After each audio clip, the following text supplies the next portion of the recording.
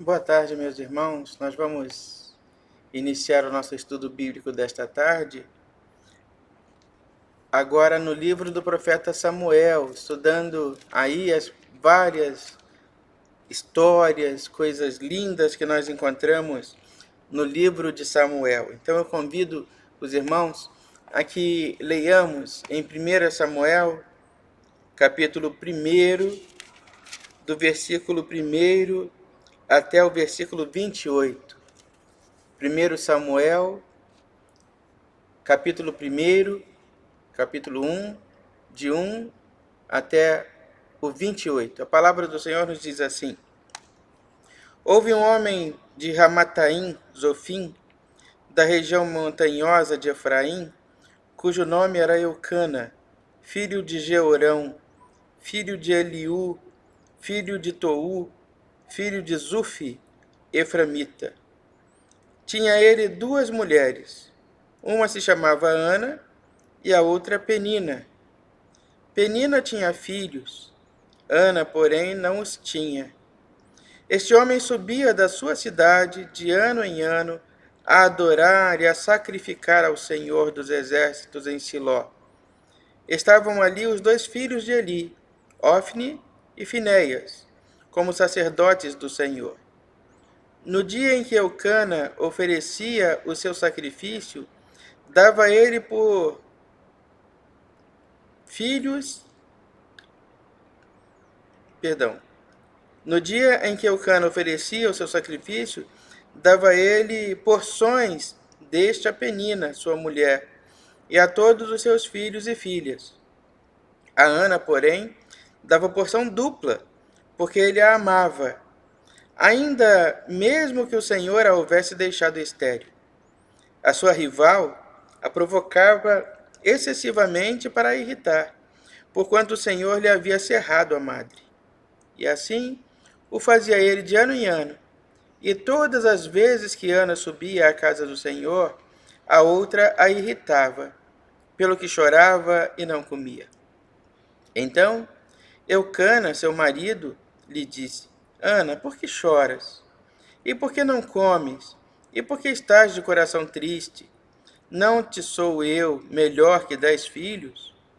Após terem comido e bebido em Siló, estando Eli, o sacerdote, assentado numa cadeira, junto a um pilar do templo do Senhor, levantou-se Ana e com amargura de alma orou ao Senhor e chorou abundantemente. E fez um voto dizendo: Senhor dos exércitos, se benignamente atentares para a aflição da tua serva, e de mim te lembrares, e da tua serva não te esqueceres, e lhe deres um filho varão, ao Senhor o darei por todos os dias da sua vida, e sobre a sua cabeça não passará navalha. Demorando-se ela no orar perante o Senhor, passou Eli a observar-lhe o movimento dos lábios, porquanto Ana só no coração falava. Seus lábios se moviam, porém não se lhe ouvia nenhuma voz. Por isso, Eli a teve por embriagada. Ele disse: Até quando estarás tu embriagada? Aparta de ti este vinho. Porém Ana respondeu: Não, Senhor meu. Eu sou mulher atribulada de espírito. Não bebi nem vinho nem bebida forte, porém venho derramando a minha alma perante o Senhor. Não tenhas, pois, a tua serva por filha de Belial, porque pelo excesso da minha ansiedade e da minha aflição é que tenho falado até agora. Então lhe respondeu Eli: Vai-te em paz, e o Deus de Israel te conceda a petição que lhe fizeste. E disse ela: Ache a tua serva mercê diante de ti. Assim a mulher se foi seu caminho e comeu, e o seu semblante já não era triste. Levantaram-se de madrugada e adoraram perante o Senhor, e voltaram, e chegaram à sua casa a Ramá. Eucana coabitou com Ana, sua mulher, e lembrando-se dela o Senhor, ela concebeu, e passado o devido tempo teve um filho, que chamou Samuel, pois dizia: Do Senhor o pedi. Subiu Eucana, seu marido, com toda a sua casa, a oferecer ao Senhor o sacrifício anual e a cumprir o seu voto. Ana, porém, não subiu. Disse ao seu marido: quando for o menino desmamado, levá-lo-ei para ser apresentado perante o Senhor, e para lá ficar para sempre. Respondeu-lhe Eucana, seu marido: faze o que melhor te agrade. Fica até que o desmames. Tão somente confirme o Senhor a tua palavra. Assim ficou a mulher e criou o filho ao peito, até que o desmamou. Havendo-o desmamado, levou consigo, com um novilho de 3 anos, um éfa de farinha e um odre de vinho, e o apresentou à casa do Senhor, a Siló. Era o menino ainda muito criança. Imolaram o novilho e trouxeram o menino a Eli. E disse ela: ah, meu senhor, tão certo como vives, eu sou aquela mulher que aqui esteve contigo orando ao Senhor. Por este menino orava eu, e o Senhor me concedeu a petição que eu lhe fizera, pelo que também o trago como devolvido ao Senhor por todos os dias que viver. Pois do Senhor o pedi, e eles adoraram ali o Senhor. Meus irmãos, assim começa a história de Samuel. Samuel foi profeta e juiz de Israel. O último dos juízes que julgou Israel. Foi assim um juiz da transição. É no período de Samuel, enquanto profeta, que ele vai ungir os primeiros reis de Israel. Samuel unge Saul e posteriormente unge Davi. Essas histórias nós vamos ver lá na frente. Mas a história de Samuel começa com a perseverança de uma mulher chamada Ana. Naqueles dias era comum que os homens tivessem mais de uma esposa. E Eucana, o marido de Ana, além de Ana, também era marido de Penina. E Penina tinha uma postura de rivalidade com relação a Ana, né? Ela assumia um comportamento rival com relação a Ana, porque Penina tinha filhos e Ana não tinha. Ana tinha o amor e a compreensão do seu marido Eucana, mas isso não lhe era suficiente. Ana desejava também ser mãe. E Ana nos ensina, no seu exemplo, a não desistir dos nossos sonhos. E nenhum sonho é simples demais. Nós podemos pensar no mundo que nós vivemos hoje, nesse mundo em que as mulheres buscam empoderamento, buscam condição social, buscam reconhecimento social também, né? Nós poderíamos avaliar, né, ou analisar, ou pensar aí, né, na importância que tem o status social, né, empresarial, de competência profissional para as mulheres, mas o que Ana queria é algo que apenas as mulheres é conferido, um direito que apenas as mulheres possuem, um privilégio, melhor dizendo, que apenas as mulheres possuem, que é de ser mãe e de gerar filhos. Ana queria ser mãe. Esse era o desejo do coração daquela mulher. Poder ser mãe e gerar filhos. Eucana, por mais que a tratasse bem e insistisse com ela, olha, por que desse desejo seu constante, incessante? Eu não te sou melhor do que muitos filhos? Eu não te trato bem? Eu não te valorizo, apesar de você ser estéril? E isso tudo Eucana diz, não numa intenção de diminuir a importância de Ana, mas porque naquele contexto, uma mulher estéril era uma mulher inútil. Porque, afinal de contas, a única vocação, ou a única coisa, a única utilidade, vamos dizer assim, que possuía uma mulher, era a capacidade de gerar filhos. E Ana, não podendo nem isso fazer, ela era considerada uma mulher inútil. Não para o seu marido. A segunda questão, meus irmãos, que o texto nos apresenta é essa perseverança, né? Esse desejo, né? Ana não desiste do seu ideal, por mais que a sua vida seja confortável, por mais que ela pudesse sentir-se realizada, né? Amada pelo seu marido, mas ela não desiste do seu sonho de ser mãe. Ela quer ser mãe. E ela vai e apresenta esse seu interesse, esse seu desejo, essa sua necessidade, ela a apresenta ao Deus que tudo pode, ao Deus que tem solução para todas as coisas, né? Então, Ana ora ao Senhor. E ali ela faz um voto de Nazireu para aquele que haveria de nascer. Ela tinha certeza de que Deus a atenderia. E naquele momento ali, diz o texto da palavra do Senhor, que o sumo sacerdote, Eli, ele vem ao encontro de Ana para condenar o seu comportamento, para criticar a sua atitude. Ele não entendia o que ela estava fazendo ali e vem simplesmente dizer para ela, olha, você está bêbada. Mas não, Ana estava apenas se derramando na presença do Senhor. Ana estava apenas demonstrando ou apresentando a sua necessidade ao Senhor naquele momento.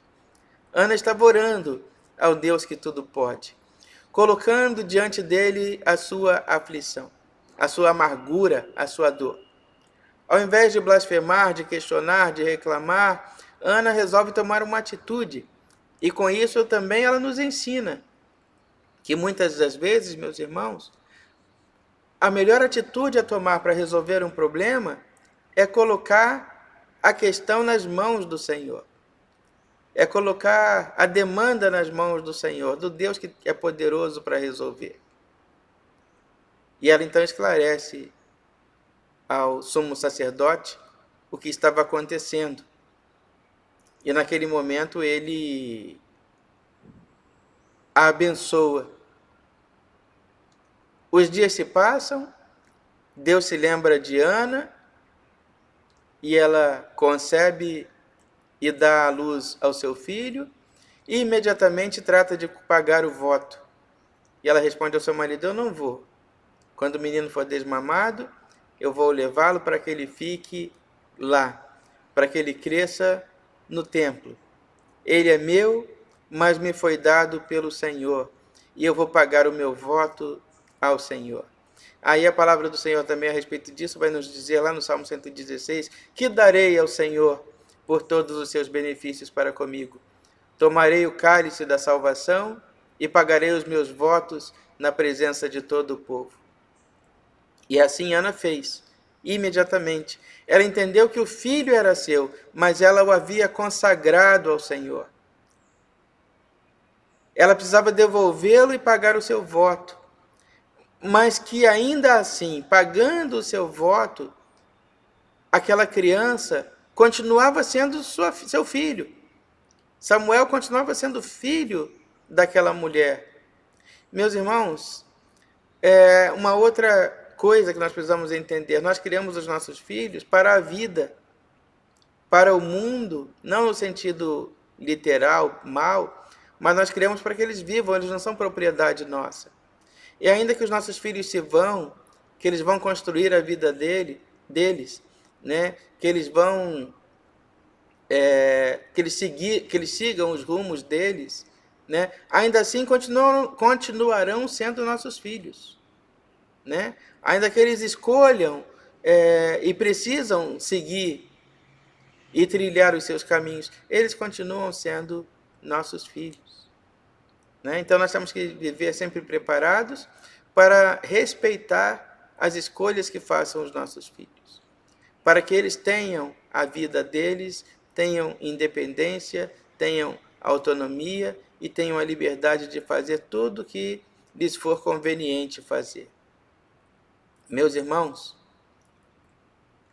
assim nós começamos a história do pequeno Samuel. Ainda tem muita história pela frente, muita coisa para acontecer, mas a história de Samuel começa assim: na perseverança de uma mulher, que nos ensina a nunca desistir dos nossos sonhos, a nunca desistir que para Deus não existem impossíveis, a nunca desistir de acreditar e buscar, perseguir os ideais da nossa vida. Nos ensina a acreditar que Deus é poderoso, é misericordioso, é rico em graça e bondade. E Ele, na sua bondade, Ele nos confere, Ele realiza os desejos do nosso coração. A palavra do Senhor nos diz: agrada-te do Senhor, e Ele satisfará os desejos do teu coração. Entrega o teu caminho ao Senhor. Confia nele, e o mais Ele fará. Que Deus nos abençoe e nos guarde nessa tarde, e que Ele, por intermédio da sua palavra, tenha falado ao nosso coração. Oremos ao Senhor. Bondoso Deus, santo e eterno, nós te somos agradecidos, ó Deus, por todos os bens que nos tem feito, por tudo que de maravilhoso, ó Deus, tu tens operado em nós. E agora, ó Deus, nós queremos te pedir que, por intermédio da tua palavra, tu traga, ó Deus, alegrias, benefícios, bênçãos para a nossa vida. Que tu, Senhor Deus, manifeste a tua graça e a tua misericórdia no nosso viver, no nosso agir, no nosso jeito de ser. Continua, ó Deus, cuidando de nós, tendo misericórdia de nós, dando-nos a tua paz. E agora, Santo Deus, que sejamos perseverantes na realização dos nossos sonhos, na conquista dos nossos ideais. Dá-nos, ó Deus, a tua graça, dá-nos, ó Deus, a tua paz. Atende, Senhor, a nossa oração. Nós te pedimos essas coisas e por todas elas te agradecemos no nome de Jesus, que nos ensinou a orar dizendo: Pai nosso que está no céu, santificado seja o teu nome. Venha o teu reino, seja feita a tua vontade, assim na terra como no céu. O pão nosso de cada dia nos dai hoje, e perdoa as nossas dívidas, assim como nós perdoamos os nossos devedores. E não nos deixes cair em tentação, mas livra-nos do mal, pois teu é o reino, o poder e a glória para sempre. Amém.